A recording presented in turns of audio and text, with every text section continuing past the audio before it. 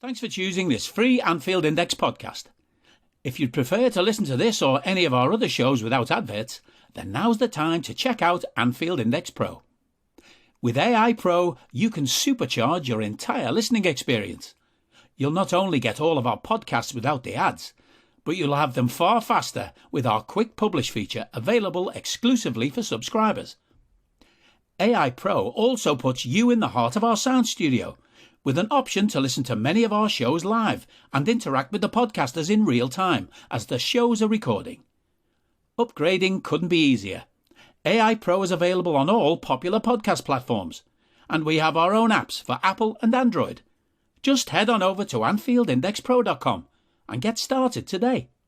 Hello and welcome to the Daily Red, your lunchtime catch-up on all things Liverpool FC on a Tuesday on which Liverpool will take on Wolves in the FA Cup, and Guy Drinkle will have to podcast about said game while most of us just wait for it to be over. You know, nothing is good right now about the club. We are a mess. Jurgen continues to talk in riddles, talks about being loyal but not too loyal. Your track record shows you are too loyal, Jurgen. He said that if there is a chance to move some players on this summer, he will do that. But I mean, Naby and Ox are already moving on. They don't count. I think a lot of people would like him to be talking about the captain, moving him on.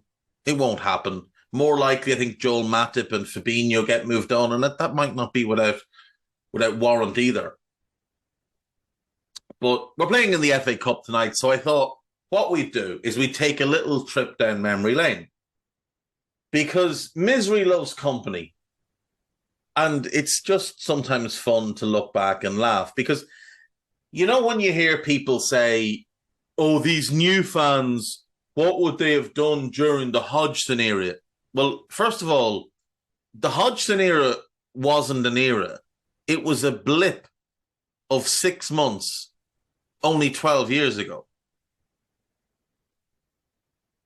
The real question is, what would you idiots have done back in the 90s?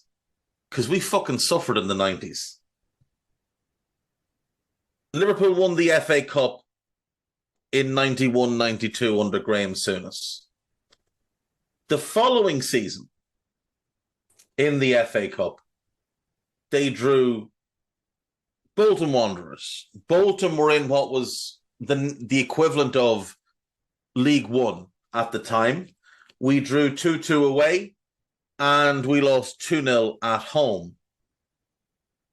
It was not a good time to be a Red.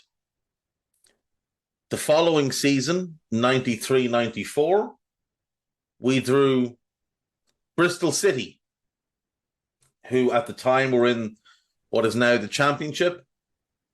We drew 1-1 away from home, and we lost 1-0 at home. The original game was meant to have taken place earlier in January and had to be abandoned because the floodlights failed, which will tell you what that era of football was like. Graham Souness was sacked 3 days after this game against Bristol, where we lost the replay. So at least some good came out of it. Following season, we needed a replay to beat Birmingham. We needed a replay to beat Burnley. We needed a replay to beat Wimbledon. And then we lost to Spurs. The following season, 95-96,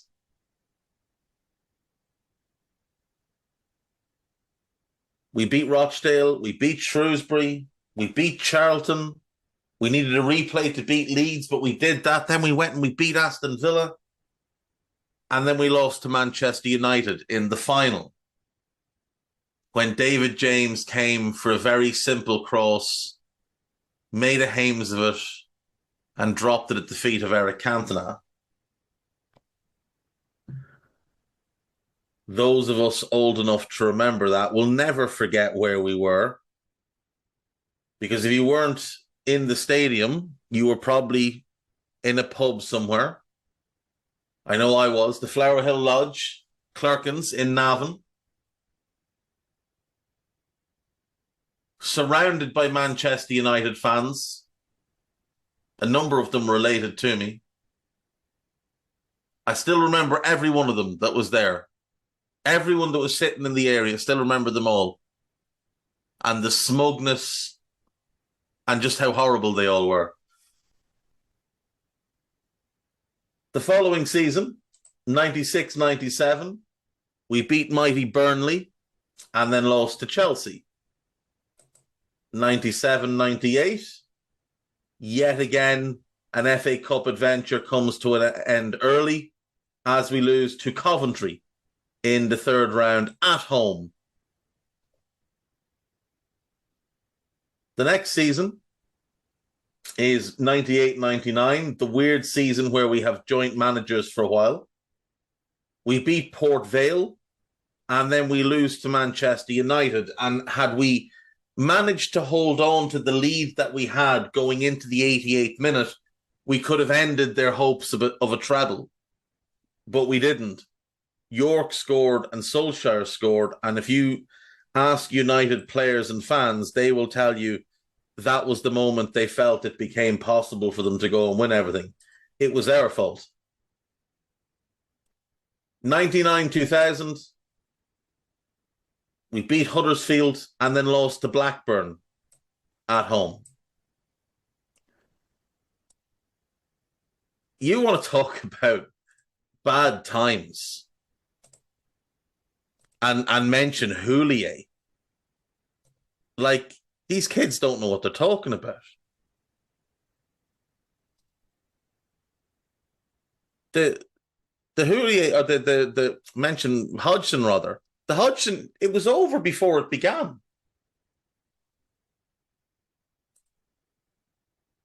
Here's another great run, because I missed a year. 1990-91.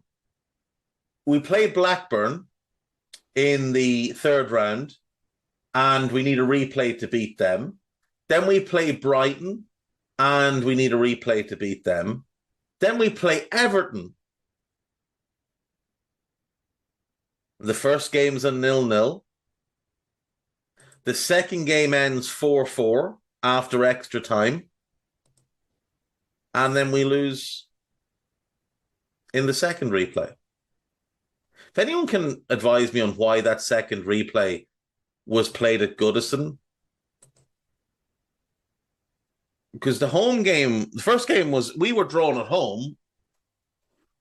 Then the replay was at their place. The second replay surely should have been at Anfield. I've never understood why it wasn't. Maybe somebody can advise me on why. And of course, that's also the season that saw Kenny resign as Liverpool manager in between the first replay and the second replay. So the FA Cup, other than the season we won it under Souness in 92, was an absolute horror show for us. Even that season that we won it. Beat Crewe, needed a replay to beat Bristol, needed a replay to beat Ipswich, beat Villa, needed a replay to beat Portsmouth on penalties, and then we beat Sunderland. We just got lucky. We got such an easy draw. Crewe, Bristol, Ipswich, and Pompey. If I'm not mistaken, they were all lower league teams. And I think Sunderland might have been as well. We got very, very lucky with the draw that year. Very, very lucky. The 90s were absolutely horrible to be a Liverpool fan. We were shit. We were awful. We had that FA Cup final. We had the McManaman final in the League Cup where we beat Bolton.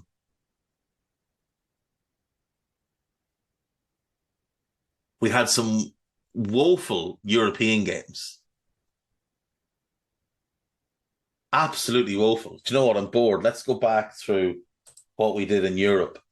91-92 was I think that was our first season back.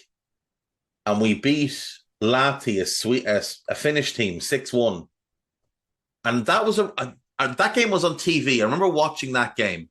And there was something about I think the back pass rule had just been changed, but they hadn't changed it in Finland because they were mid-season in September. Like their season ran, or might have been at the end of their season or whatever. Something like that. We beat them 6-2 on aggregate. Then there was the brilliant game with Auxerre where we lost the first leg 2-0 and came back and beat them 3-0. We beat Tirol 6-0 on aggregate, and then we lost to Genoa. I'll never forget when we played in Genoa and Thomas Scaravi and Branco, the Brazilian left back who ended up at Middlesbrough, just tormented us. Scaravi absolutely battered us around the place. 92-93, we played in the Cup Winners' Cup.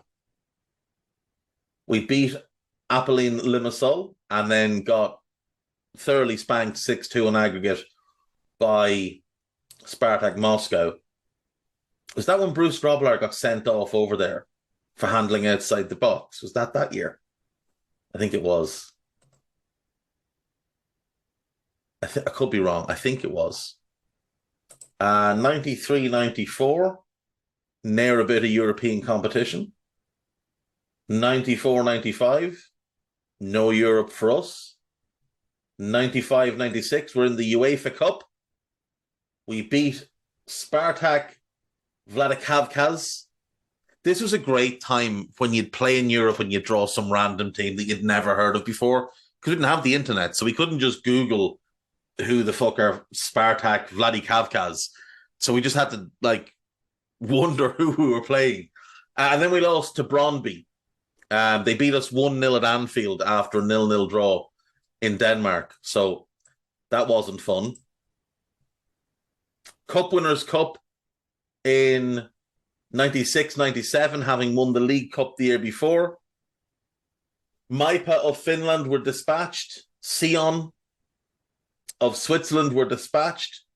Brann of Norway were dispatched. Isn't that the game where Fowler scored that outrageous goal? Where in the 1-1 away game? And then PSG beat us 3-0 away. We beat them 2-0 at home, but it wasn't enough. And out we went. Didn't realise we actually were in the semi-final of the Cup Winners' Cup that year. Didn't realise we'd gotten that far. PSG lost to Barcelona in the final. We likely would have been thumped by Barcelona had we made such final. That was the Barcelona team that would win a cup treble under Bobby Robson with Il Fenomeno up front, just tormenting everybody he went up against. And can't imagine it would have ended well against our defence of Bjorn Tork Varma, Phil Babb, Neil Ruddock, Dominic Matteo. No disrespect, lads, but Mark Wright was about the only decent centre-back we had at the club that year. Moving on to 97-98. No Europe. Oh, we did. We played in the UEFA Cup that year. Oh, yeah. That was very forgettable. We played Celtic away, and McManaman scored one of the great goals in a 2-2 draw. We went through in away goals. And then Strasbourg beat us 3-0. We beat them 2-0 at home, but it wasn't to be. Out we went. 98-99, again, UEFA Cup. We were a proper Thursday night team. These were Tuesday night games, though. Tuesday was UEFA Cup. Wednesday was Champions League, and Thursday was the Cup Winners' Cup until they scrapped it. This might have been the last season of the Cup Winners' Cup. We beat Košice of, I think, Slovakia. Yeah, we beat them 8-0 in aggregate. Got all excited with ourselves.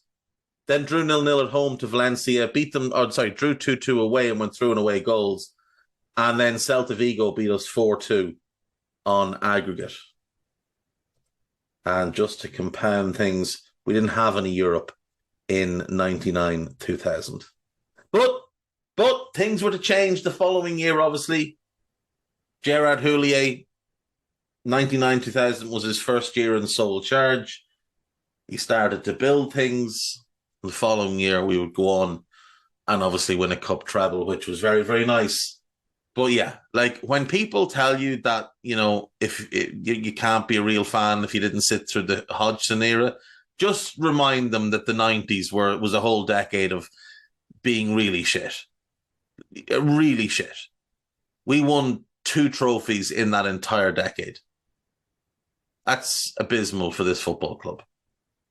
Abysmal. And neither of them were then they were more important than they are now, but neither of them were a league title or a European trophy. It was one solitary League Cup and one FA Cup run that was about as spawny as you can imagine and about as lucky as you can imagine. Who do we beat in that? This is great radio. I need to see who we beat in that League Cup run. 94-95. Let's see. The Coca-Cola Cup. We beat Burnley 6-1 on aggregate. For some reason, the second round had 2 legs back then. We beat Stoke in the third round. They were a lower league team, as were Burnley. We did beat Premier League Blackburn 3-1. We beat Arsenal 1-0. We beat Crystal Palace 2-0 on aggregate over the 2 legs. Fowler scored both. Rush had scored against Arsenal. Rush got a hat-trick against Blackburn. Rush got 2 against Stoke. Redknapp, Fowler and Clough scored in the second leg against Burnley. Scales and Fowler, John Scales and Robbie Fowler scored in the first leg.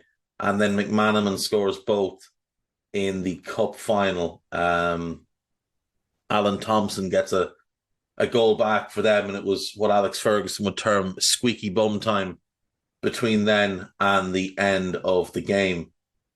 Yeah, that was it. That was the highlight.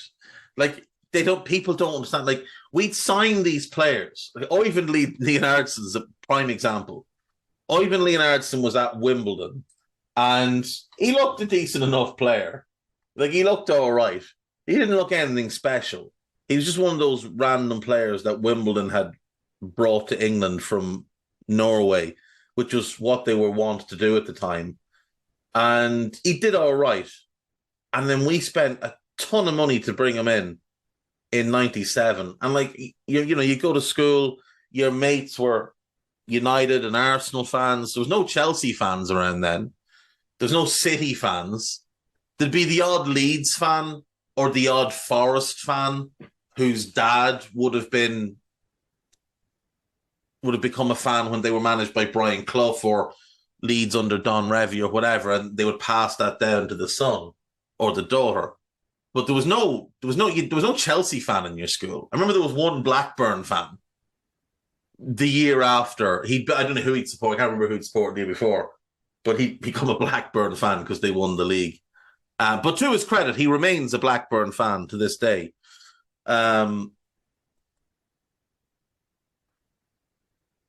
yeah, you'd go to school and you'd have to pretend you were excited about having signed fucking Oyvind Leonardsson. I'm telling you now, if you're too young to have fully experienced what it was to be a Liverpool fan in the 90s, consider yourself very fortunate. The Hodgson era was an absolute breeze compared to that. This was 20 times longer and worse because we had good players. Like, we were always 1 or 2 players away from maybe contending for the title, and we'd always replace the wrong players or buy the wrong players. The only highlights of that decade were that incredible players came through our academy. McManaman, Fowler, Owen, Carragher, Gerrard. That was it. That was it. I've gone long on this, so you can check out the main Liverpool websites for yourself today. This is AnfieldLiverpool.com. Do check out AnfieldIndex.com. There's a new article up there from Stephen Smith about Joe Gomes and our continual monitoring. He is obviously off to Wolves, likely to replace Matthias Nunes, who appears to be Anfield bound. We have no fewer than 3 new podcasts up. There is a new Liverbirds. There is a new Under Pressure. and a new Pro Plus with Trev and Dave Davis. So do check those out. And I'll see you tomorrow for something. Who knows? If we lose tonight, I'll probably be happier. Because I want us to be out of the FA Cup. And we need to focus on the league. Top 4 is the only thing that matters.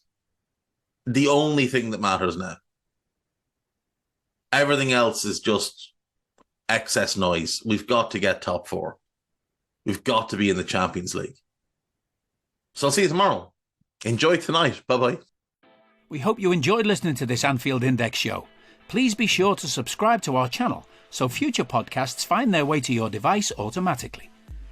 There's nothing quite like fan engagement, and we'd love to know what you think of anything discussed on this show. The best way to get in touch is over on our free Discord community, where both podcasters and listeners debate the hottest LFC topics 24/7.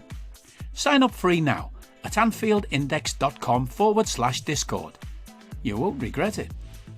You can also follow us on Twitter at Anfield Index and find us on Facebook by searching for Anfield Index. Oh, and before you go, we'd love it if you could leave us a 5-star review on your favourite podcast app. It only takes a couple of seconds, and it means the world to the people who create these free shows.